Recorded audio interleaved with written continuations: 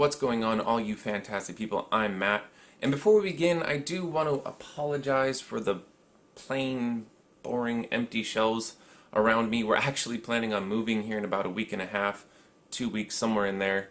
And so for this review, and possibly one or two more, it's gonna look kind of plain and boring. So I do apologize. But anyways, today we're gonna be taking a look at Mortal Engines, which stars Hera Hilmer, Robert Sheehan, and Hugo Weaving. Set in the distant future and following a war that starved the world of its resources, civilization has been reduced to cities on wheels, fighting for domination and survival by stamping out smaller towns. Amidst the chaos, one young woman named Hester Shaw steps forward to stop London's maniacal power figure, Thaddeus Valentine. Now, while this film was produced by Peter Jackson and is brought to us by the filmmakers of The Lord of the Rings and The Hobbit, this movie is nowhere near as good as those. But starting with what works, simply put, Mortal Engines looks fantastic. The world building that's on display is extraordinary, the visual effects are top notch, and the opening sequence really puts all of that on display. You can tell that a lot of money went into making this film. Hugo Weaving is phenomenal as Valentine. He eats up the screen whenever he's featured and once more plays a good villain. As a matter of fact, he's easily the best actor in this movie. With that being said, there's also a robotic menace named Shrike, who's a fascinating character.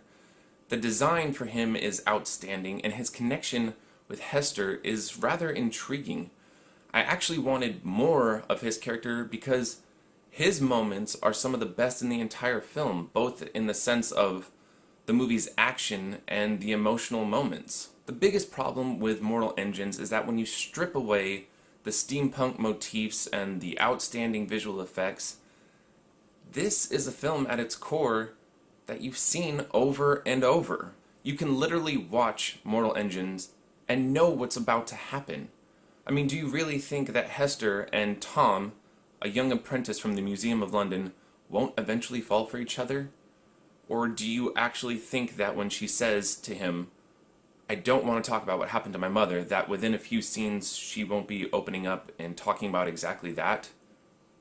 Or do you also really believe that there's not more to Hester and Valentine than we're led to believe? And maybe you consider all of those things spoilers, and if you do, I apologize. But this is a formulaic, paint-by-the-numbers, young adult fantasy adventure. That's all it is. You've seen it before. And sadly enough, I just didn't care about the main characters. There wasn't really anything to separate Hester from anybody else. And for me personally, I actually found the villain to be the more intriguing and engaging character. And so I just couldn't really care less about what happened to our heroes. And for those reasons, I'm going to go ahead and give Mortal Engines a C-. Look, if you just want a flashy popcorn flick, this might be for you. But if you want something that scratches beneath the surface, you might want to wait for Netflix. That's all I'm saying. I can't really recommend it one way or another. But of course, if you have seen Mortal Engines, let me know what you thought about it down below. And if you like this review, hit the like button. If you want to see more of our awesome movie reviews, hit the subscribe button. Thank you so much for watching. You guys are the best. And as always, take care of yourselves, take care of each other, and we'll see you awesome people next time.